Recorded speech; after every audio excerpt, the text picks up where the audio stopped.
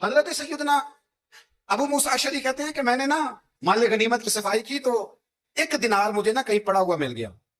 تو فرماتے ہمیں اجازت ہوتی تھی کہ 1 دینار ہم اپنی مرضی سے کہیں خرچ کر سکتے تھے. اگر آپ ناراض نہ ہوں تو ہمارے ہاں جب چیئرمین صاحب ناظم صاحب ٹھیکے دیتے ہیں تو ٹھیکے دار ان کا چھوٹا بھائی ہوتا ہے یا چچا کا بیٹا ہوتا ہے یا خالہ کا بیٹا ہوتا ہے. وہ خود ناظم ہوتے ہیں اور ان کا چھوٹا بھائی ٹھیکے دار ہوتا ہے. یعنی وہ نا سارا کچھ گھر کے اندر ہی رہتا ہے. گھر کے اندر ایک پیسہ دیتا ہے دوسرا واپس اس کو واپس کر دیتا ہے گھر کے اندر ہی. اب تو خیر ہمارے لوگ سمجھدار ہو گئے.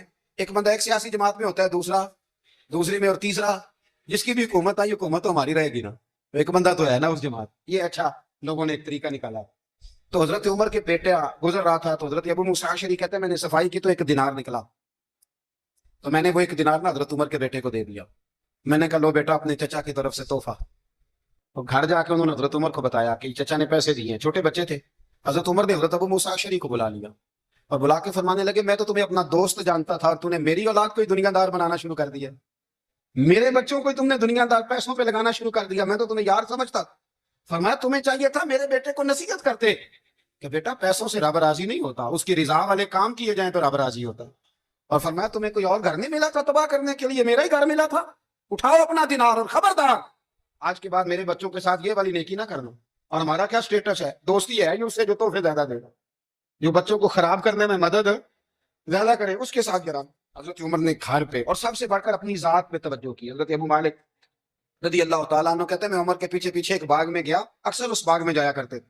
اور عمر جا کے نا تو درخت کے نیچے بیٹھ گئے اور فرمانے لگے او امیر المومنین اللہ سے ڈر جا, ورنہ جس رب نے حکومت دی ہے وہ عذاب بھی بڑھا دے گا. ڈر جا رب سے. کبھی ساری زندگی حضرت عمر نے اپنا کوئی تعارف نہیں کرایا, کبھی نہیں. ایک بندے نے آپ کے سامنے تعریف کر دی آپ کی تو فرمانے لگے تو خود بھی ہلاک ہوا اور مجھے بھی ہلاک کر دیا. کیا ضرورت پڑی ہے میری تعریفیں کرنے کی, اتنی دیر میری تعریف میں لگائی. اللہ کا ذکر کرتا رب تجھے ثواب دیتا, حضور پہ درود پڑتا تو رب تیرے اوپر رحمت نازل کر. کس چکر میں ہے؟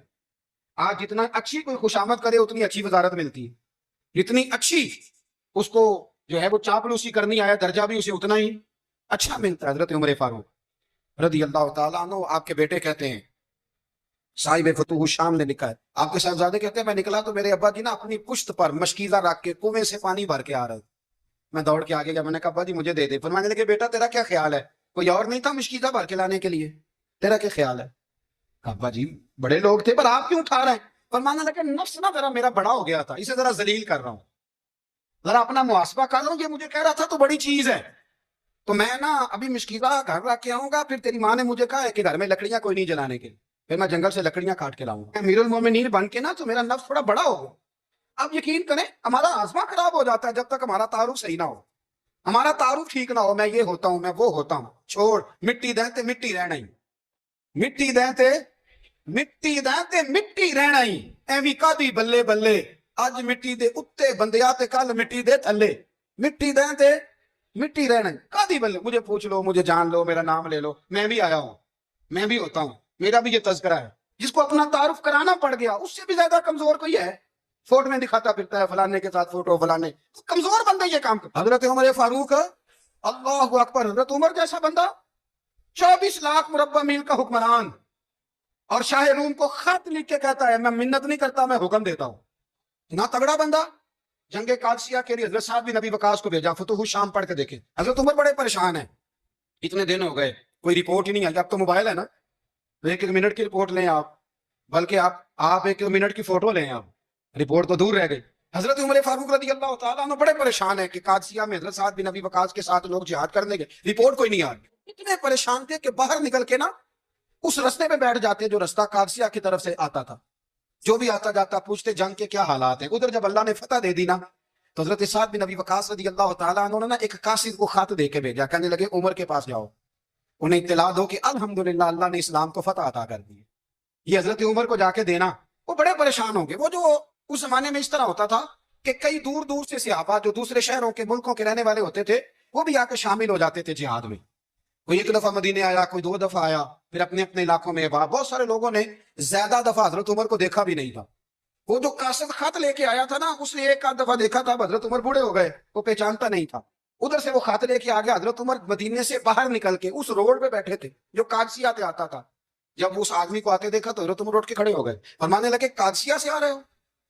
وہ کیا کہتا ہے؟ پھٹے پرانے کپڑے، ٹوٹے ہوئے جوتے، سر پہ پرانی پگڑی، کہنے لگے غلام مدینے کے رہنے والے ہو؟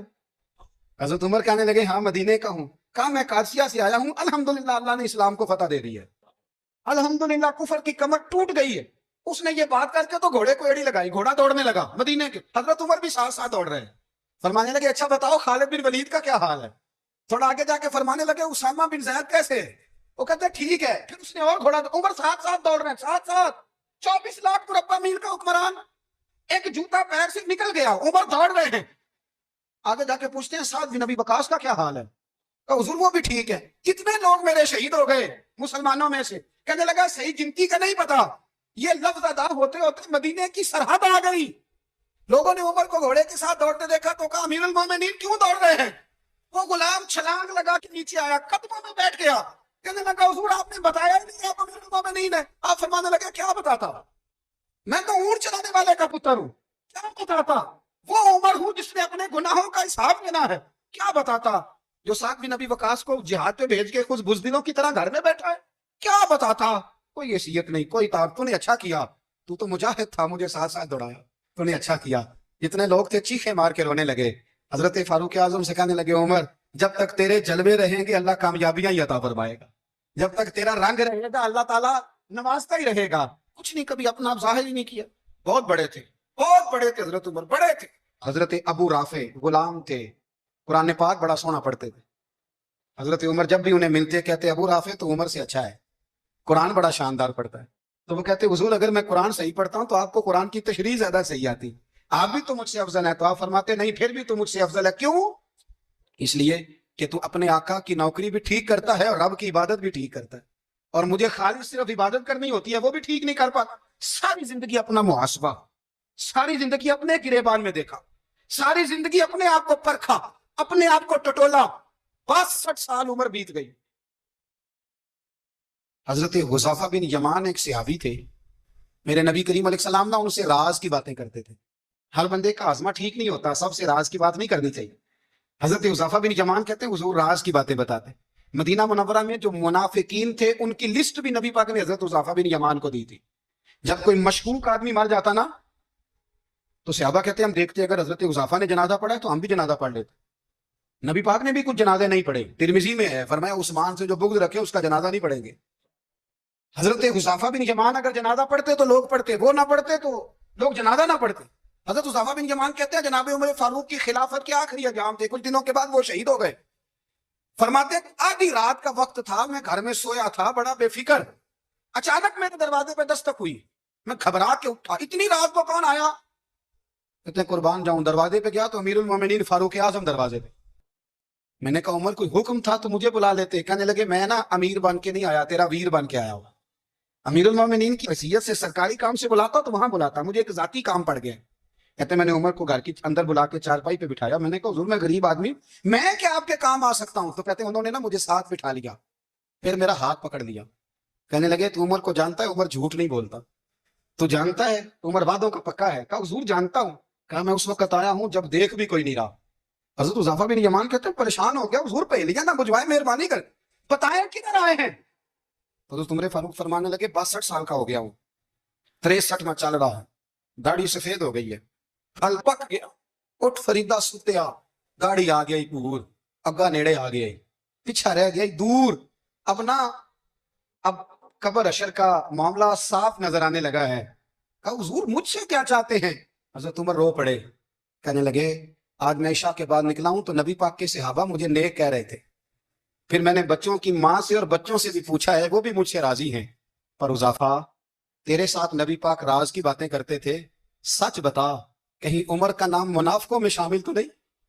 سچ بتا ان منافقین میں تو شامل نہیں، کہیں اوپر اوپر سے تو نہیں سارا کچھ؟ حضرت حذیفہ بن یمان کہتے ہیں میں باپ کے مرنے پہ اتنا نہیں رویا جتنا عمر کے سوال پہ رویا۔ میں قدموں میں بیٹھ گیا، میں نے کہا نہیں عمر یہ تو میں نے نہیں سنا، لیکن یہ میں نے نبی پاک سے ضرور سنا ہے کہ میرے بعد اگر کوئی نبی ہوتا تو عمر ابن خطاب ہوتا۔ یہ میں نے اپنے کانوں سے سنا ہے کہ عمر جس گلی سے گزرے شیطان راستہ بدل جاتا ہے۔ یہ میں نے اپنے کانوں سے سنا ہے کہ 950 سال حضرت جبریل جناب عمر کی شان بیان کریں تو پھر بھی بیان نہیں ہو سکتا۔ یہ میں نے ضرور سنا۔ دوستو ساری زندگی حضرت عمر نے اگر دوسروں کا محاسبہ کیا تو اپنا اور اپنے بچوں کا بھی کڑا خیال رکھا.